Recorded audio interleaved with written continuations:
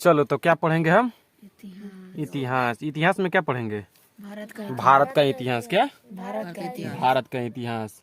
भारत का इतिहास मतलब किसी चीज का, भारत हो या कोई भी देश हो, भारत हो या कोई भी देश हो, अगर उसका इतिहास जानना है तो उसकी सबसे पहले क्या जानना चाहिए? उस देश के भौगोलिक स्थितियों को जानना चाहिए और उसकी प्राकृतिक अवस्था को जानना चाहिए, तभी उस देश का इतिहास को हम जान सकते हैं। अब इसमें आया कि भौगोलिक स्थिति क्या हुआ और प्राकृतिक स्थिति क्या हुआ। तो भौगोलिक स्थिति क्या हो गया? मतलब ऐसा चीज जो क्या हो, बना हो, जैसे इमारतें।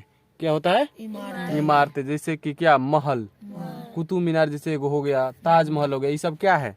ये सब मतलब देश की भौगोलिक स्थिति है। और उसकी प्राकृतिक अवस्था मतलब जैसे कि हिमालय पर्वत है, क्या है, गंगा नदी है, ये सब क्या है? ये सब प्राकृतिक अवस्था है।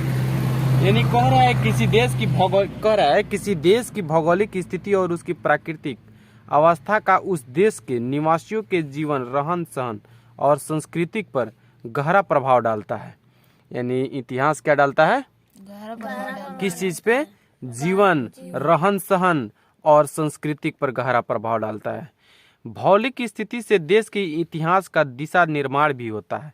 यानी जैसे ही भौगोलिक स्थिति, जैसा स्थिति होगा इस समय का या पुराने समय का, वैसे ही देश के इतिहास का दिशा निर्देश भी होता है। क्या होता है? दिशा का भी निर्देश होता है। भारत की भौगोलिक स्थिति तथा प्राकृतिक अवस्था ने इस देश के इतिहास के प्रभाव पर गहरा प्रभाव डाला है। क्या डाला है? गहरा प्रभाव। यानी कह रहा है भारत की भौगोलिक स्थिति, क्या भारत की भौगोलिक स्थिति तथा प्राकृतिक अवस्था ने इस देश के इतिहास के प्रवाह पर गहरा प्रभाव डाला है। क्या डाला है? गहरा प्रभाव। अब देखो, भारत के इतिहास के स्रोत निम्न है। कई स्रोत है भारत के इतिहास के, कई स्रोत हैं। इसमें से पहला स्रोत क्या आता है? धर्म ग्रंथ। क्या आता है? धर्म ग्रंथ।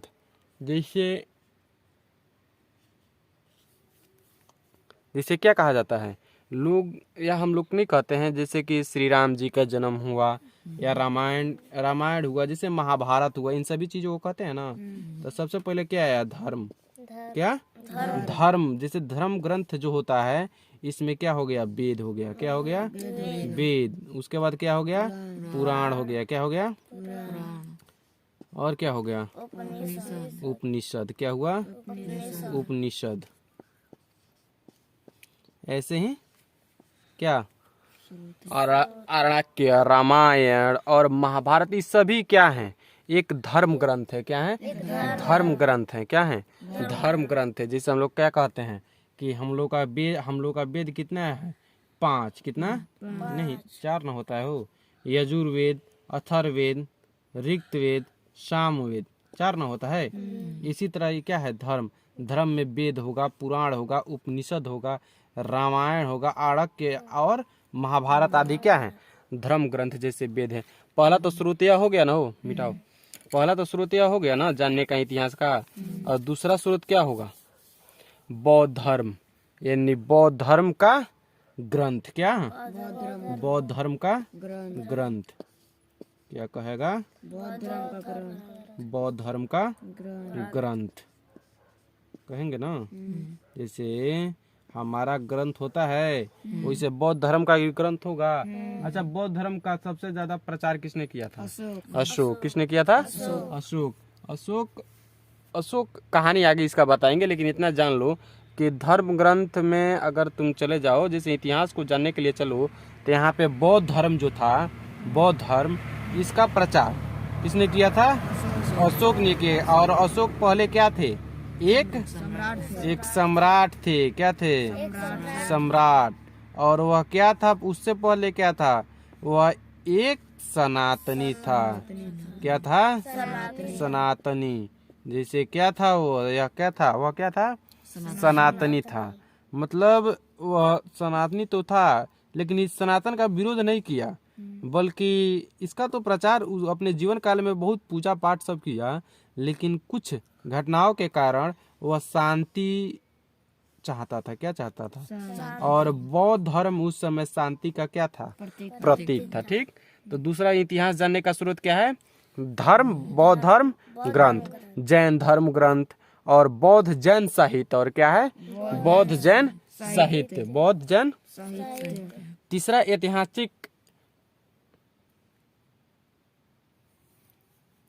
ऐतिहासिक ग्रंथ जैसे चाणक्य का अर्थशास्त्र। क्या? चाणक्य का अर्थशास्त्र।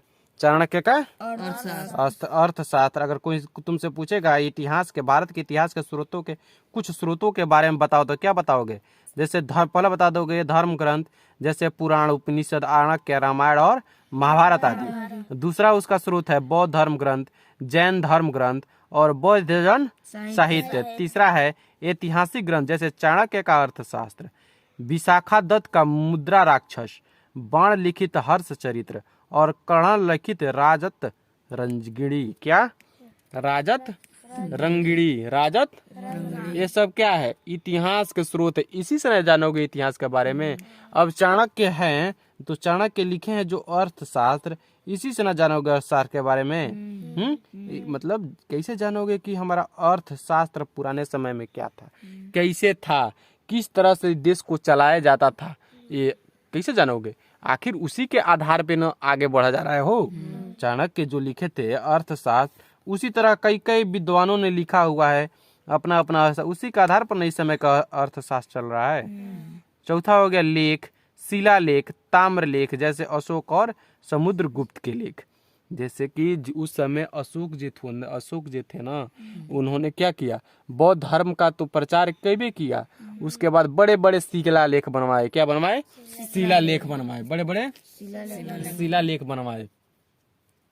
और क्या किया? सिक्के, ताम्रपत्र, और क्या किया? आश्रम आलय। क्या बोला जाता है? आश्रम आलय। क्या बोला जाता है वो? आश्रम आलय। आश्रम आलय नहीं बोला जाता, विश्रामालय बोला जाता है शायद, विश्रामालय। जैसे जहाँ आराम किया जाता है। क्या किया जाता है? आराम किया जाता है। क्या किया जाता है? इन्हीं सभी चीजों का उन्होंने क्या किया? उस समय गरीबों जो गरीब थे, जैसे उनके राज्य में जो लोग थे उनको कर्ज मुक्त कर दिया। क्या कर दिया? और विश्रामालय बनवाए, जैसे कि आराम करने के लिए। और अस्पताल बनवाए। क्या बनाए? अस्पताल बनवाए। और उन्होंने क्या बनवाया? स्कूल बनवाया। इसी सब से न जानोगे जो हमारा इतिहास किस तरह था, हमारे पुराने राजा प्रजा जो थे वो कैसे थे। पांचवा क्या हुआ? सिक्के। क्या हुआ? सिक्के। अपने इतिहास के बारे में कैसे जानोगे? सिक्के। पांचवा क्या हुआ? सिक्के। मतलब कहने का अर्थ है कि उस समय जो सिक्का था वह, जैसे कि आज 10 रुपए का सिक्का देख रहे हो, 1 रुपए का सिक्का देख रहे हो, 5 रुपए का सिक्का देख रहे हो, इसे ना। तो इस समय का जो सिक्का है, ये सब सोना चांदी है नहीं, लेकिन उस समय क्या था? सोने और चांदी के सिक्के चलते थे। सोने और चांदी के सिक्के चलते थे। तो इसी से अंदाजा लगा सकते हो कि उस समय भारत कैसा था। इस समय सोना और चांदी का सिक्का चलता है हो? नहीं चलता है। तो उन्हीं सिक्कों पर क्या लिखा जाता था? उस जो राजा जहाँ का जो राजा था, जैसे कहीं का राजा कोई हो गया, जैसे क्या कुछ भी जान लो, जैसे कि क्या अशोक के बारे में अगर सोचो, अशोक, ठीक, अशोक जो थे इन्होंने अपने नाम का तो सिक्का चलवाया था, हैं? तो उन्होंने अपने सिक्के पर क्या रखवा दिया था? अपना फोटो लगवा दिया था। क्या? अपना फोटो, मतलब जैसे कि अपना चिन्ह बनवा दिया था। चिन्ह बनवा दिया, उसी पर क्या रखता था?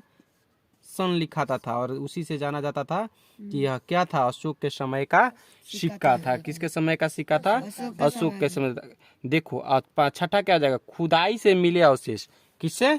छठा से हो जाएगा खुदाई से मिले अवशेष, जैसे तक्षशिला।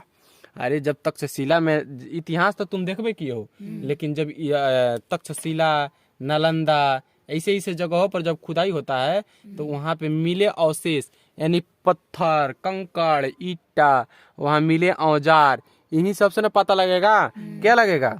कि यह हमारा इतिहास किस प्रकार था, इंजीनियर क्या था, यहाँ मकान था, यहाँ राज था, यहाँ जंगल था। ये सब किससे पता लगेगा? ये सब कैसे पता लगेगा? खुदाई से। तो इतिहास का पता किससे लगा सकते हैं? खुदाई से। खुदाई में मिले अवशेष जैसे तक्षशिला, नालंदा, पाटलिपुत्र, सरनाथ, हड़प्पा और मोहनजोदाड़ो में मिले अवशेष से। सातवां जानने का तरीका है हम अपने इतिहास का, कि प्राचीन इमारतें, प्राचीन मतलब होता है पुरानी, प्राचीन मतलब इमारतें मतलब जैसे मकान उकान, क्या महल वहल, यानी प्राचीन माने पुरानी महले, जैसे धर्मस्थल, क्या धर्मस्थल, मंदिर, महल, किले आदि और भी वस्तुएं जो होती है मिलते थे। इसी से क्या होता था, किसी से क्या होगा, हमारे इतिहास का पता लगा। 8वां क्या होगा, विदेश यात्रियों के लेख, विदेश यात्रियों के विदेशियों ने भी भारत के बारे में लिखा है। जो भारत आए और भारत को देख कर गए, उन्होंने भी भारत के बारे में लिखा है। जैसे मेगास्थनीज, किसने, मेगास्थनीज, फाहियान और हेनसांग द्वारा लिखित वृत्तांत, और हेनसांग द्वारा लिखित वृत्तांत, हेनसांग ने भी लिखा है, और फाहियान, मेगास्थनीज, इन सभी ने भारत के बारे में लिखा है। इन सब के भी मतलब क्या, लिखित वृत्तांतों से हमें अपने इतिहास के बारे में पता चलता है। और हमारा इतिहास पता लगाने के लिए हमें कई चीजों को देख सकते हैं। धर्म का पुराण, उपनिषद, रामायण, महाभारत, इनका भी उपयोग कर सकते हैं। बौद्ध धर्म से भी अपने इतिहास के बारे में जान सकते हैं। चाणक्य का अर्थशास्त्र लिखित, विशाखा दत्त का मुद्रा राक्षस बाण लिखित, हर्ष सहित्र और अलकणा लहित राजत रंजगणी के लिखित से भी जान सकते हैं। चौथा लेख, शिलालेख, ताम्रपत्र जैसे अशोक और समुद्र गुप्त के लेख से भी जान सकते हैं। सिक्के से जान सकते हैं। खुदाई में मिले अवशेषों से जान सकते हैं। जैसे कि खुदाई में क्या, हड़प्पा भी आगे पढ़ाएंगे, ठीक। 7वां प्राचीन इमारतें, और क्या 8वां विदेशी लिखे क्या अभिलेखों के वृत्तांत से भी हम पता लगा सकते हैं कि हमारे पुराने समय में इतिहास, यानी हमसे पहले प्राचीन समय में हमारा इतिहास कैसा था। अब चलो यहाँ पे इतना तो समझ लिया भारत का इतिहास कैसा है और उसकी स्थिति, मतलब क्या प्रभाव पड़ेगा, जानेंगे कैसे, किस चीज के कारण हम अपने इतिहास के बारे में जानेंगे क्या। अब चलते हैं, पढ़ेंगे हम भारत के इतिहास के कितने कालों में बांटा गया है। तो भारत के इतिहास के 3 कालों में बांटा गया है। कितने कालों में? पहला प्राचीन काल, दूसरा मध्यकाल, तीसरा आधुनिक काल।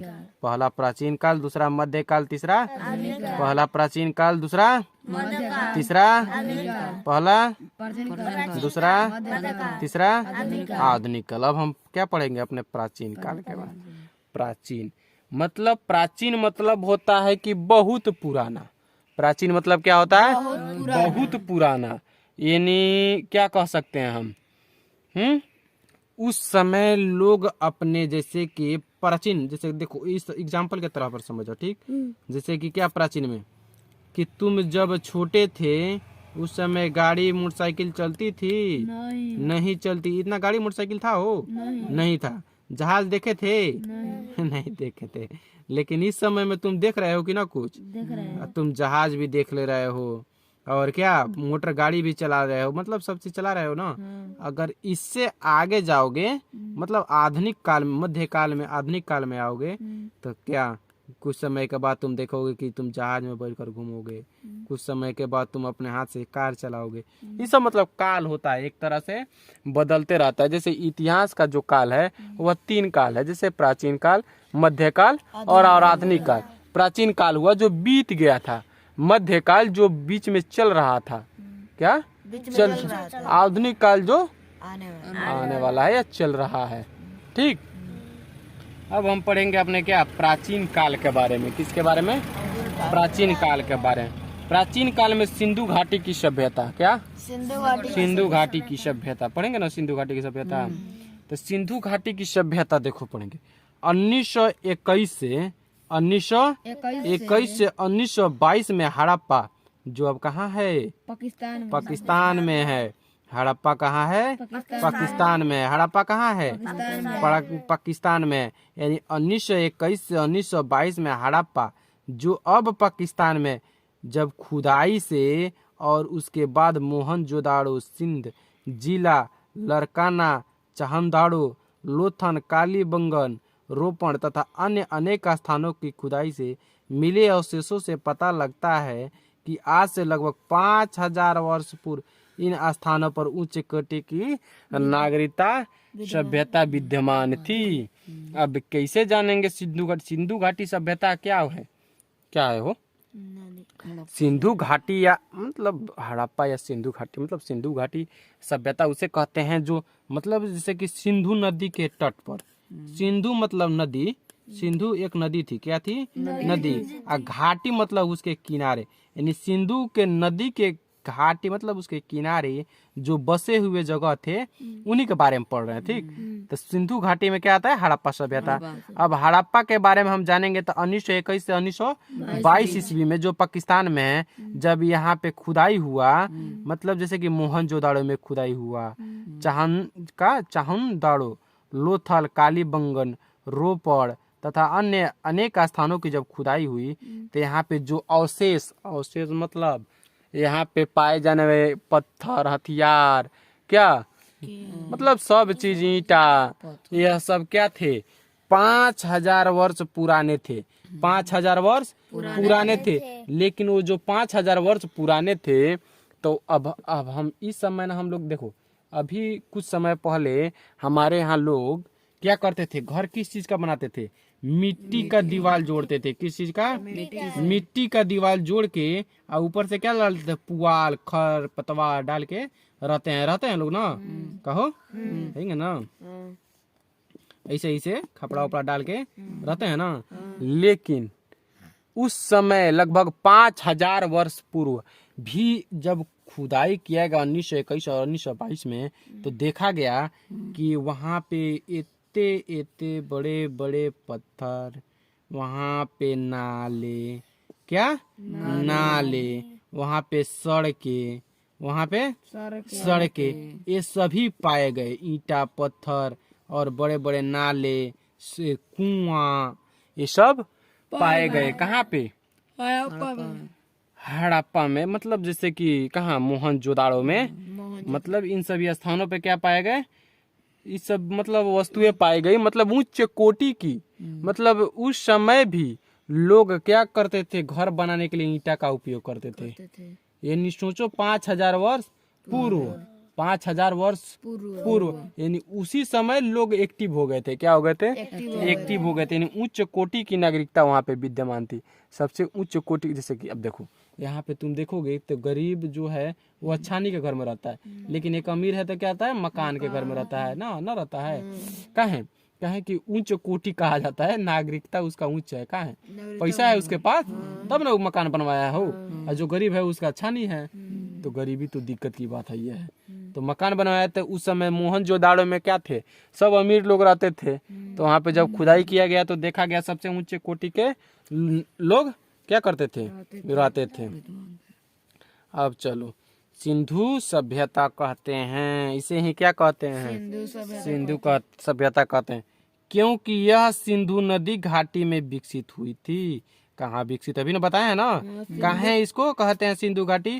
कहें कि यह सिंधु नदी के घाटी मतलब किनारे पे ही विकसित हुई थी। जैसे नदी के किनारे लोग ना बस जाते हैं, तो वैसे ही क्या था? वो सिंधु एक हम लोग का नदी है, जिसके किनारे पर, जो भी पाकिस्तान में बह रहा है, उसी के किनारे पर लोग रहते थे। इसीलिए उसे सिंधु नदी की सिंधु घाटी कहते हैं। क्या कहते हैं?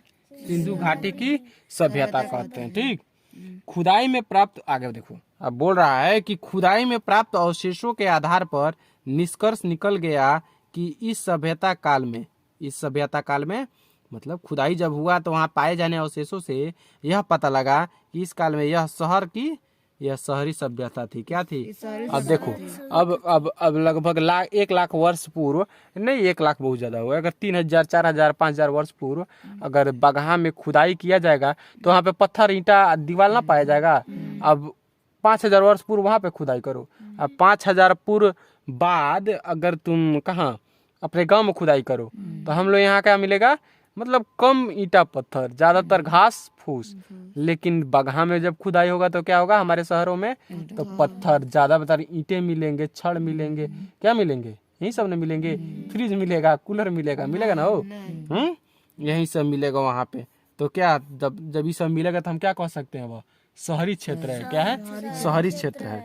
दूसरा, मकान यानी पक्की ईंटों से बने। मकान जो बना था किस चीज से बना था?